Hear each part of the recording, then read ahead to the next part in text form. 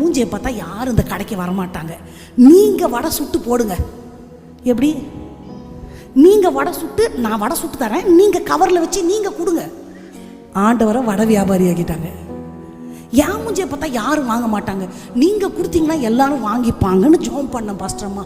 அன்னையிலேருந்து அவன் அத்தனை லைட்டு போட்டு வச்சாலும் கூட்டம் பாட்டி உன் வடை தான் நல்லா இருக்குன்னு இங்கேயே வராங்க. ஏன் தெரியுமா? வடை நான் கொடுக்கல, என் உருவத்தில் இயேசுநாதர் கொடுக்குறாரு.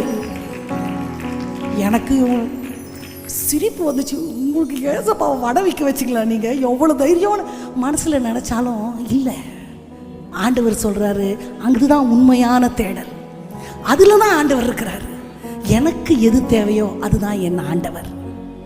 கணவனை இழந்தவங்களுக்கு காப்பாளர், தகப்பனை இழந்தவங்களுக்கு தகப்பன். எதுக்காக என் இருதயம் தவிக்குதோ அதுதான் என் ஆண்டவர். அதில் வட்டம் உயர்வு தாழ்வு எதுவுமே இல்லை.